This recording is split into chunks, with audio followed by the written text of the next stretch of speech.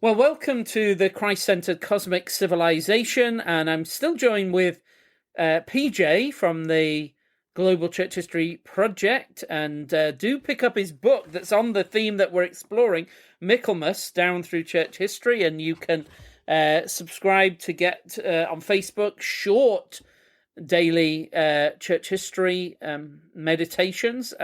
But if you become a patron, you get much more, and there's whole books for free then. But he's going to help us this is our last episode dealing with the archangels. And then we're going to move on to the subject of language and the theology of language. But we want to pull it together, this business of archangels, really thinking about how it shows up in the church year and different ways that people celebrate Michaelmas and what's it all about. What is Michaelmas and how is that celebrated? But I also, just before we do that, J.R.R. Tolkien and C.S. Lewis are quite big angel people. They have stuff on angels and archangels.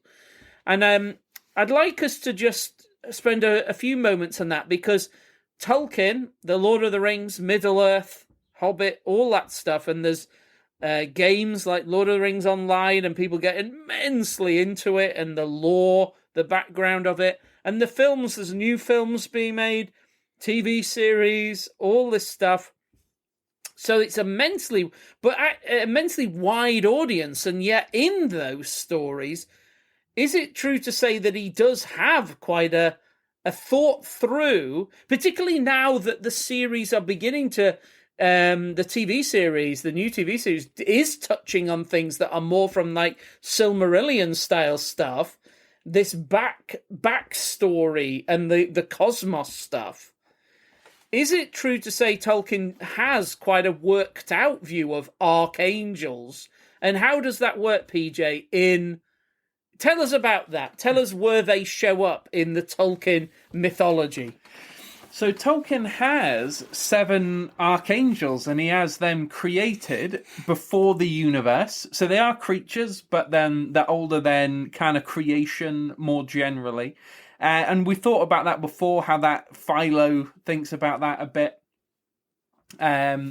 So he has that as quite core, and he calls them the Valar. And again, we thought about how in Jubilees and everything, they're expected to be chaste, but maybe not necessarily celibate. So Tolkien actually has them as married, and they've got wives. So the archangels in the Tolkien mythology are literally married, so they're a male and female, like archangelic level beings. Yeah. I'll come back to them in a minute. You carry on telling us about that, yeah? And so he had, in early versions of his Silmarillion, he never got it published in his lifetime. He was always reworking it. In earlier versions, he has the Maiar, who are like angels like Gandalf, so like lower level. So the Valar are archangels, Maiar are angels. He has the angels as the children of the archangels. So Gandalf is basically a cousin of Sauron. And so Sauron's a Maiar. Yeah. Yeah. And is Saruman? Yeah. They're all part of a family then. Radagast? So they're all Maiar, those characters. And you get the blue wizards, and you have interesting... And then this character, if you watch Rings of Power, they've got potentially a new Maiar there as well. They're all like cousins of each other, and it's an interesting idea to have it very kind of familial and a very different view of things. So Sauron is technically the same level of being as Gandalf. He's not like a Valar is like a higher one. Because Sauron seems like super powerful, but he's actually Gandalf level. But he makes, of course, that ring, which multiplies power. So hobbits aren't that corrupted because they're very little power. But then Gandalf would be just as bad as Sauron if he took the ring. So he has this power multiplier, which is an interesting idea.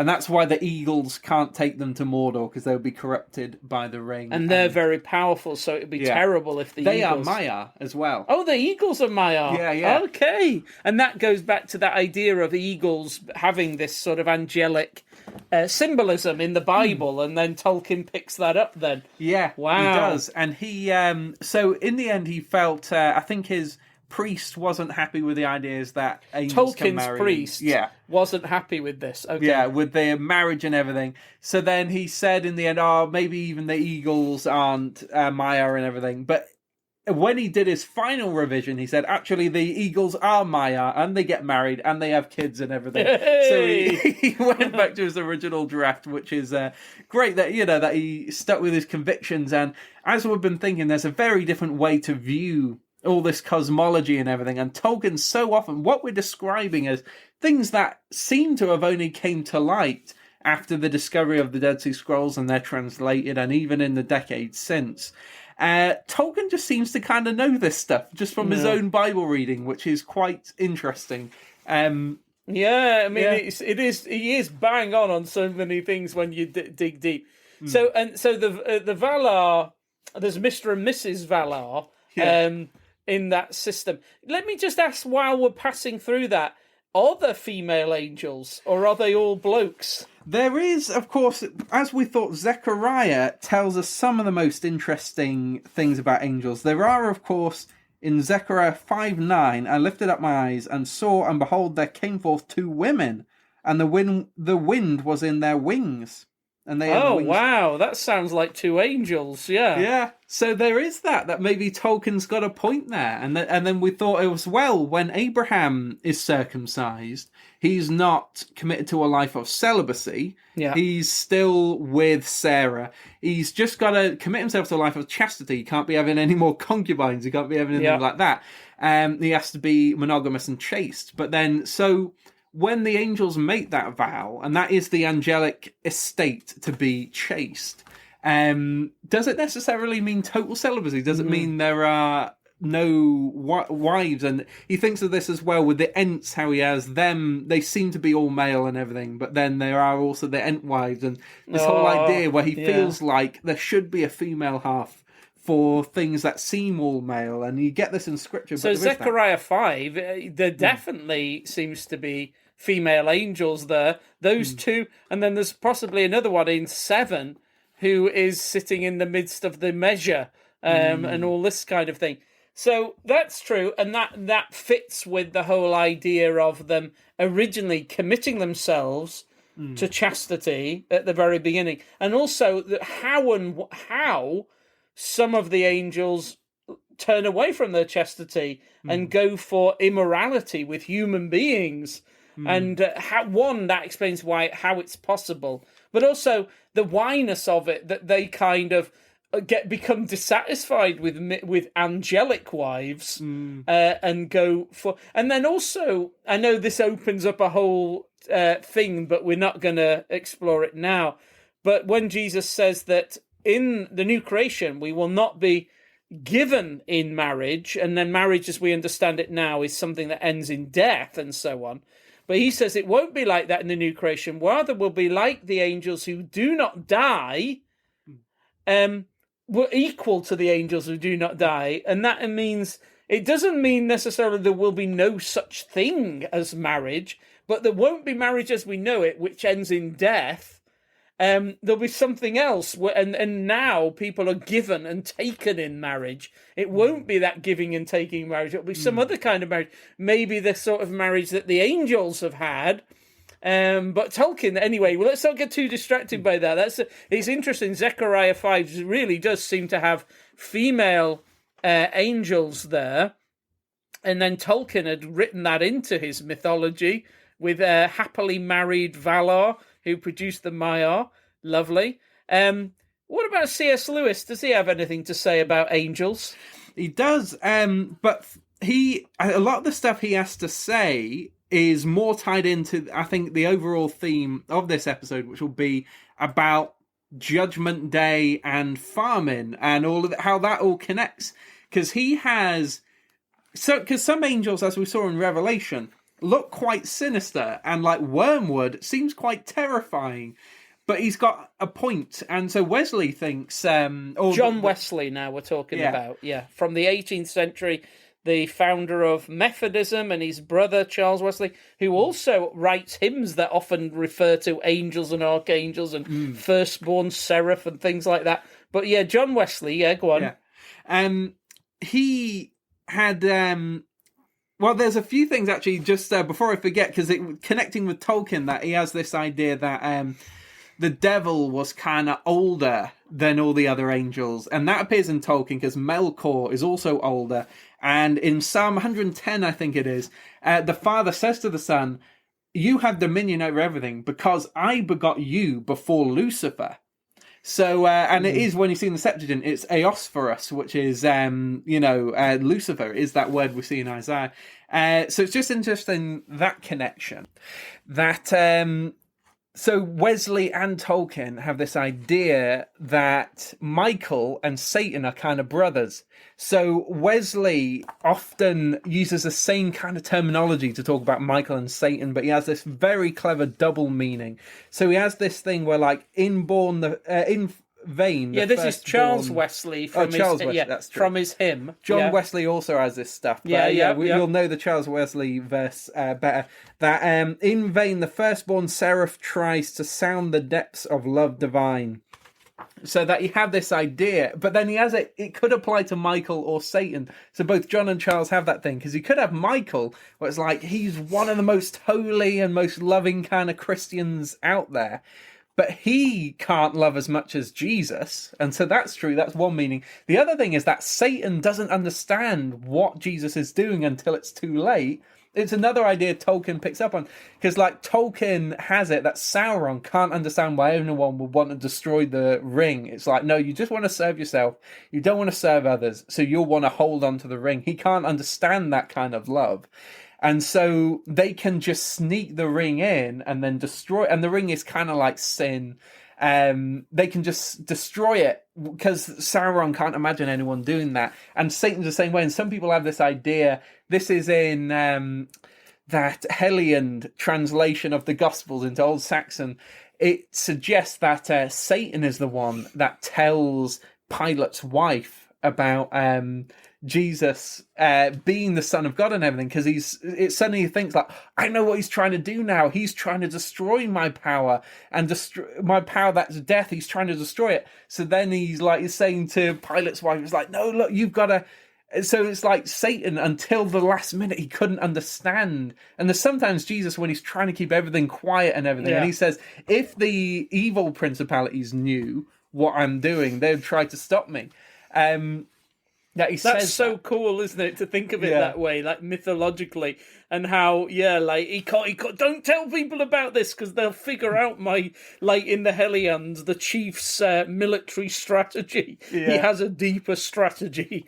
It's very cool. So you have that idea in Tolkien, and the Wesley brothers have that idea, but there's one other idea that the Wesley brothers share with C.S. Lewis, which is that you do have a lot of stuff about the angels that seems quite scary or even seems sinister at first light, but then when you really understand what Revelation's about and everything, then you start to see how good it is. And so, like, the Wesley brothers, I believe they thought that Wormwood is actually a very good angel, possibly one of the most holy angels. But he seems so scary in Revelation, and he brings all this judgment on earth, and he does all this, and poisons all this water and everything. But that's all a part of getting rid of the old world. He's got to be a part of shaking everything. Everything that can be shaken will be shaken to make way for the new creation. And so C.S. Lewis has this, where he has all these dragons and these very sinister-looking creatures, but they're a part of getting rid of the old Narnia that had fallen astray, and he talks about this in The Last Battle, the final Narnia book.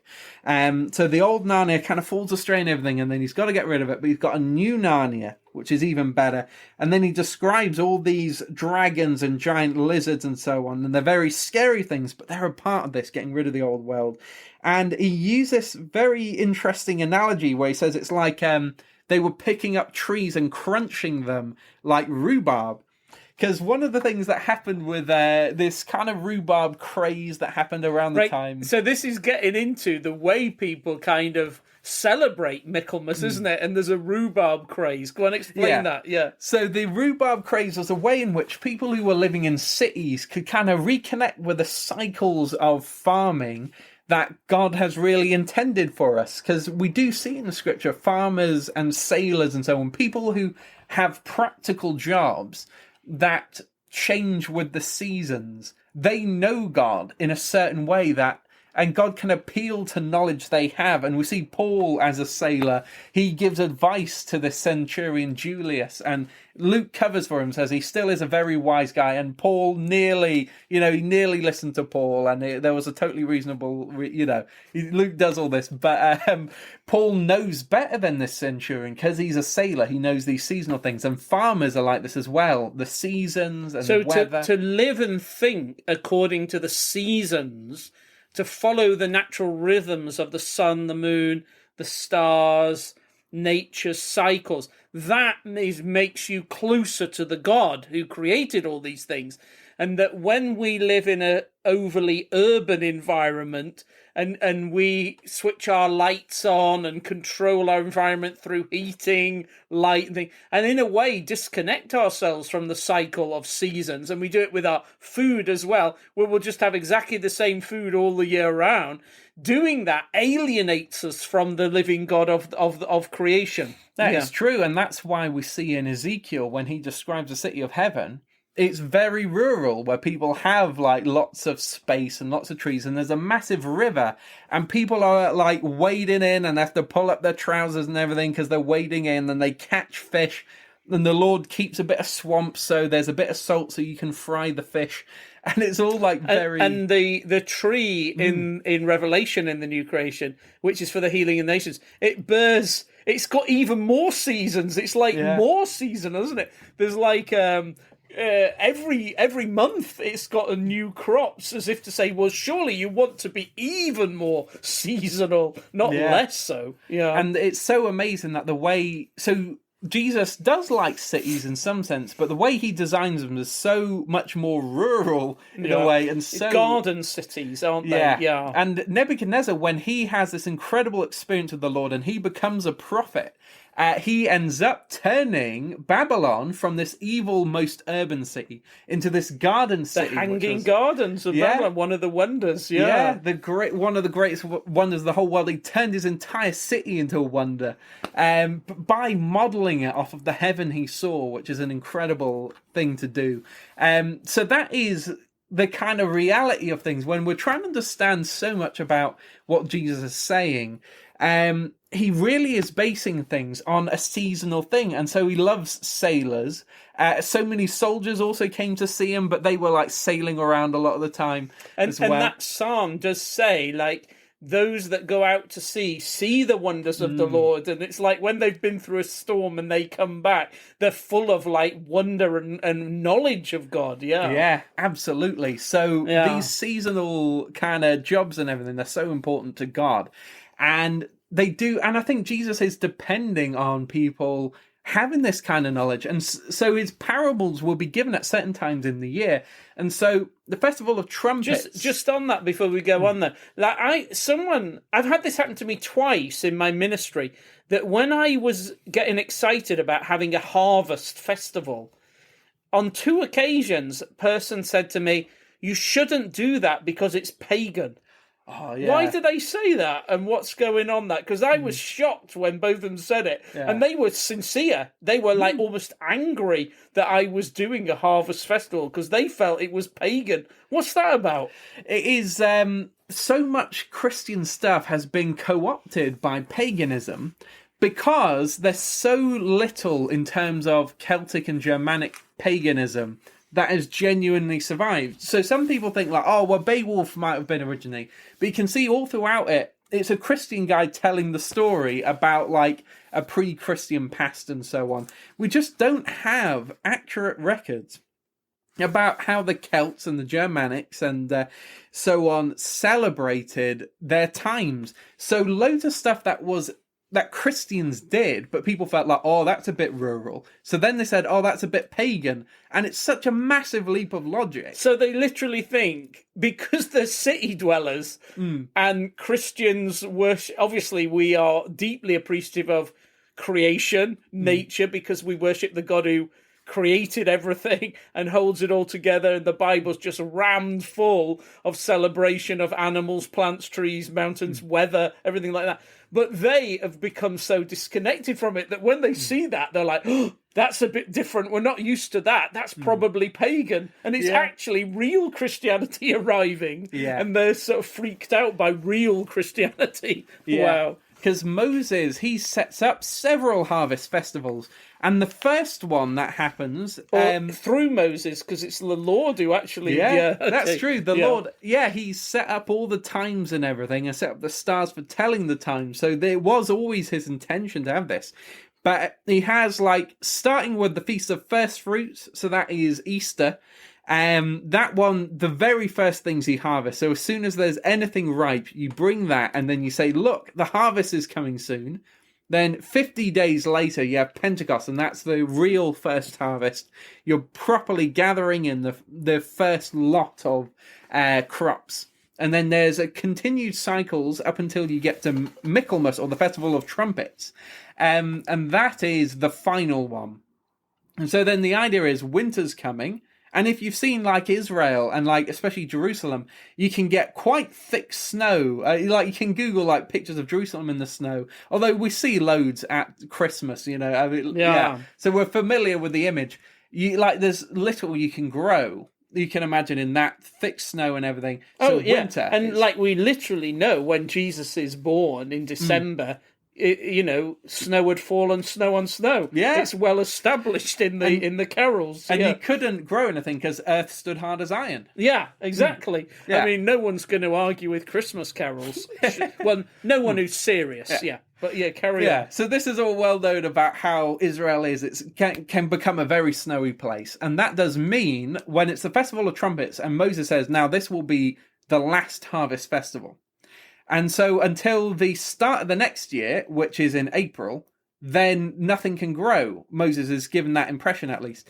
So that does mean we've got this idea then of how Jesus sees the year. So you plant things at the start of the year, and then it will be grown, and then you're ready to harvest it at Easter, and then...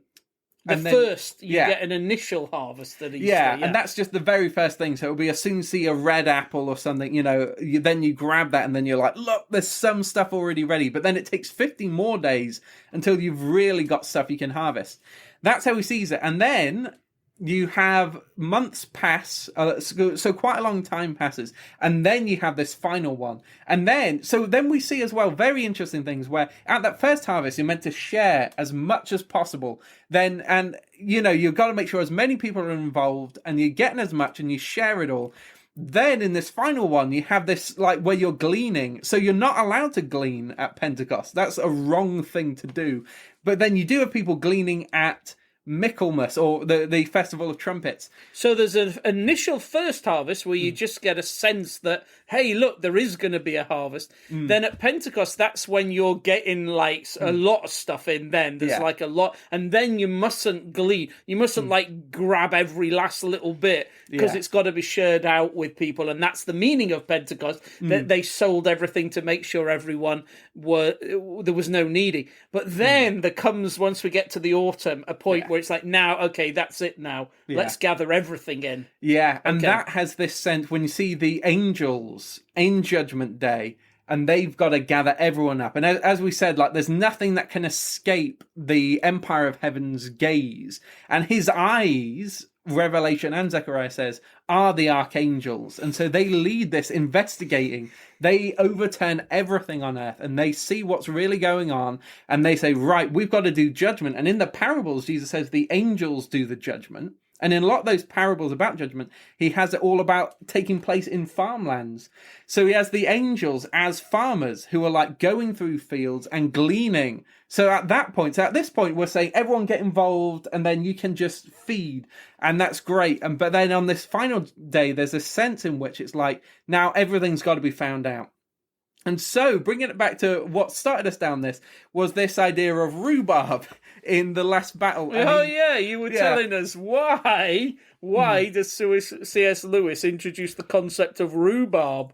So these city people were having rhubarb to get themselves involved with rural life, even if you're in the middle of the city. Because it's a very seasonal product. Yeah. Right. And then what can happen is you won't know whether rhubarb is good or bad until this final day of harvest. And then when it's bad, all you can do is crunch it up and throw it away. And the good stuff you're meant to put in a barn away. And then you give it some more time and then it's ready. And so these parables you have of Jesus where good stuff gets put in a barn, bad stuff gets burnt or crunched and thrown away. He has these scary kind of creatures like dragons. They are destroying things, and he says they crunch it up like rhubarb. C.S. Lewis has the dragons crunching stuff up, Yeah, like rhubarb, and he uses that image, because that's one, so even if you're in the city, you could try and grow rhubarb, and at the time people were doing, to keep in line with this stuff, and so then you start to notice what's like on Judgment Day, where there's some stuff that's worth giving another chance, and there's some stuff that's totally good and you can store it away, but then you have to be quite harsh, and there'll be people who'll be quite kind of used to thinking, no, we can just like save everyone and everything, and then they find out you can have bad rhubarb and all it's good for is to crush it and throw it away. And that is what Judgment Day will be like. So you have some people, that and we get that where it's like they escape through the fire, and there's some rhubarb that's like it's damaged but you can still make good of it. But totally damaged rhubarb, though, it can release some kind of poisons and stuff. It can be very bad. So you cannot have that in your barn in case someone eats it. Yeah, so you've got to be ruthless. And they got people to understand this. Connected to this, before we sort of get... Just quickly, this notion then that there's a kind of knowledge of reality and the cosmos and theology that is much more accessible to the farmer and the fisherman and the sailor and the person who's retaining a proper kind of connection and awareness of the seasons than the person who's only thinking theoretically and abstractly is kind of damaged almost intellectually. They can't know as well as the farmer or the sailor can. Yeah, and it's a very important thing in the New Testament. We see... Jesus' foster father is called a techne, which is, so it often gets translated as like a carpenter, and he probably was a carpenter. Some early Christians attest to that, but it uses this other word, techne, so just a technical person. So, and that means, that can mean all sorts of things. It can mean architects, it can mean like, it can mean carpenters, it can mean anyone who does anything technical with a hand. And like in Britain, like we might a farmer and a sailor in Britain we often have the term like white van man as a sort of thing, as like a techne, and it's like people who aren't necessarily like into the academic world, though plenty are actually, but not necessarily into that, but they've got this technical knowledge, and that's what that's all about. So he is called, and then in I think it's in Matthew. No, it's not in Matthew. It's in Mark. Jesus is called a techne. Right. So the knowledge he values isn't gnosis, which is that theoretical knowledge, abstract knowledge. Yeah. He calls himself the son of the techne, and he is a techne.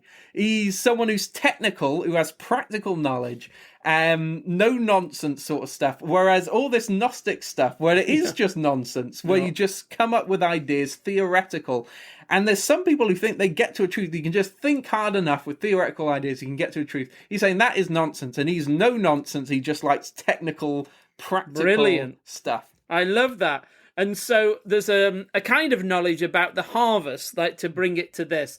I want to do more about the technical knowledge versus gnosis and things, and we have touched on that in the past, but let's focus just as we come to the conclusion. A harvest festival, and Michaelmas comes at this time of harvest because angels are so associated with the harvest. And so how does this festival show up in church life?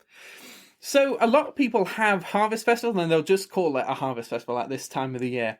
But there have been at times in history where you have a bit of that Old Testament stuff, where you have some trumpets and everything, and you do some Michael imagery. And I think it's one of the great ways where we make sure no one is falling into gnosis by having and so a lot of people do, I think especially in Britain but probably in other countries as well, you get loads of the food and you put it into the church. So when Jesus makes these kind of parallels where he says you are like grain and you'll have to be gathered into this barn, which is like the church. People see it. So they see all this food and people put it in the church and it brings it home, these realities, so that we start to understand Jesus' parables quite practically. And we understand what time we're in like a cosmic scale, that we are between that first harvest, Pentecost, and that last harvest where everything will have to be picked up and gleaned and looked at in detail. We're in the middle of that. We're in that sort of time. And if we start to have these harvest festivals, as the Lord commanded, we do understand the parables. And Jesus, when he's very practical, and he's often like preaching in a field or on a mountain. So when he says, look at the fields and how people are harvesting, he's probably pointing at people doing it. And so he said, look at that. So a harvest festival, so many churches feel it's necessary to have people bring in all this food that's being harvested into the church to make this point clear. So if anyone's getting lost in gnosis and they're not doing enough practical, real work, they can... This is a chance for them to tap into real knowledge. Yeah. And that's why it's probably good when we do harvest festivals to have seasonal foods and flowers and things like that to help emphasize that idea, and that there's a kind of finality to harvest as well. And that, so often when people do harvest festivals, I've noticed in recent years, the theme has become like creation or ecology or things like that, whereas really it should be preparing us for Advent. Like the doom, the end of the world stuff. It's really about there is a final harvest, and it should be kind of sobering. And the great hymns of harvest very much have this idea of being gathered in to the barns of God, or not, and then thrown out and burned. And there's a finality to that. And often now, often hear people say, "Oh, a person might be thrown into the fires of hell, but later they may be redeemed from that." And you're like, well, you couldn't possibly say that if you were a farmer. Like, it's done. The harvest is done. The crops, what wasn't gathered into the barn is dispensed with. That's the end of it. There's a finality to harvest in the real world. And only a person who's become abstracted could even go, oh, no, but maybe there's other harvests later or something. You're like, no, that's not how the seasons work. So you're telling us Michaelmas is a time where we need to kind of root ourselves in the earth a bit and remember how God has actually created the world and how he governs the world. And these cycles of a first harvest, a big harvest, and then a final harvest. And what that's telling us theologically. And the angels are the harvesters. Is that true? Yeah, the archangels are in charge of the net, or there's the net image as well, isn't there? Like the fishermen getting in a net and sorting the fish. Yeah, that is true. So that's especially the Gospels and Ezekiel, like the whole fish element. But yeah, in Zechariah, 5, we have, this will be in the Septuagint. If you can bring up online, you can get Brenton's Septuagint version for free.